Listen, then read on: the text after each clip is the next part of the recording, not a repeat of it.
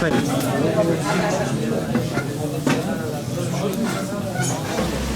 على خيرات يلا شكرا كثير ان شاء الله خذ تعال هل الشيء شوي شيء ويا قدر ويا خذ على خيرات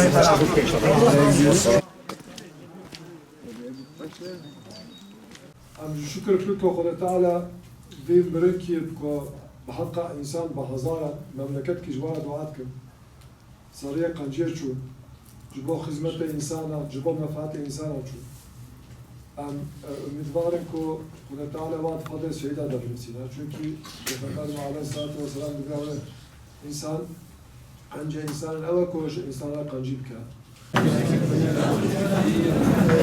Başkanım hoş geldin. Yani başım üstüne Allah kimi kabul etsin. Başkanım Allah razı olsun. Hoş geldin. Sabah geldin. Allah kimi kabul etsin. Görmek yaşını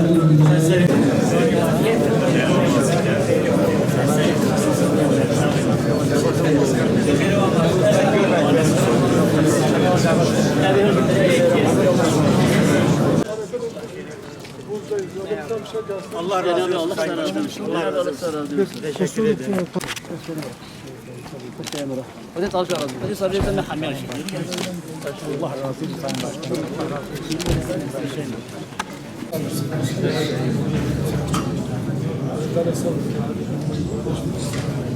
فرحان چیزی سامبولی بودی خودشی راضی به ماچینه بکن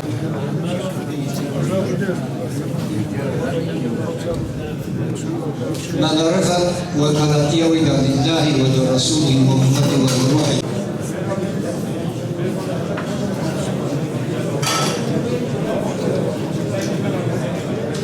Şöyle karşınızda olsun.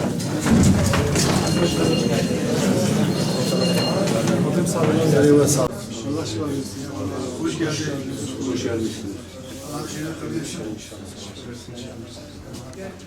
Dünya böyledir. Yani böyle afetler gelmiyor. Biz sabredeceğiz. İnşallah karşılayacağız.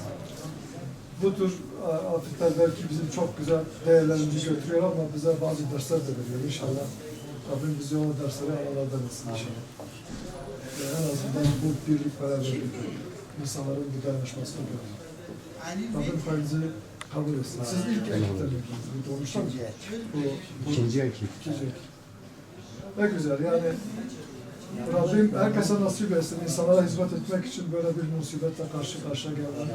Yarın Allah'ın huzuruna gittiğimizde inşallah diyeceğiz ki biz senin için bu işi yaptık. Rabbim bize yanınızdayız. Bize bir şey düşerse inşallah. Yanında olsaydım. Geçmiş olsun. Teşekkür ederim.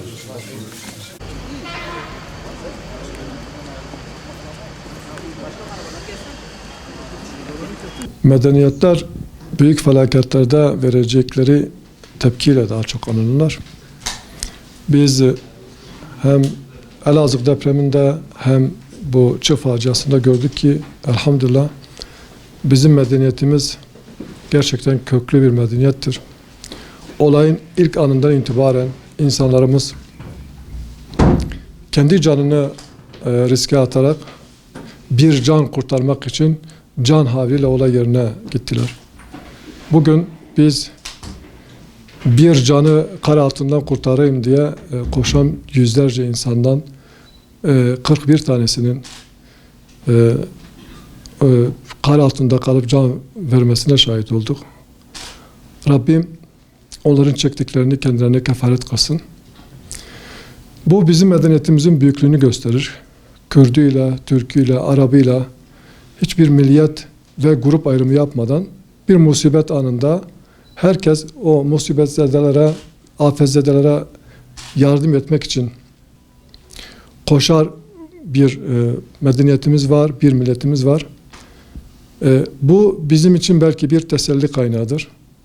Bu vesileyle biz bu çığ altında kalan insanlarımıza, vefat edenlere Allah'tan rahmet, geride kalan yakınlarına sabrı cemil niyaz ediyoruz. Yaralılara da acil şifalar diliyoruz.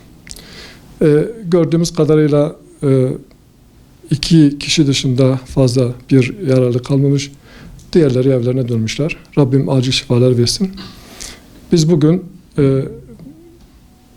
insanın bir gerçeğiyle karşı karşıya ve biz insanımızın bu felaketlerde nasıl davranması gerektiğini belki dünyaya bir örnek olacak davranışlar gördük.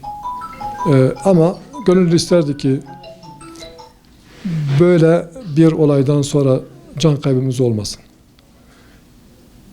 İnşallah bunlar bize ders olur ve bu tür afetlerin bir daha yaşanmaması için gereken tedbirler alır.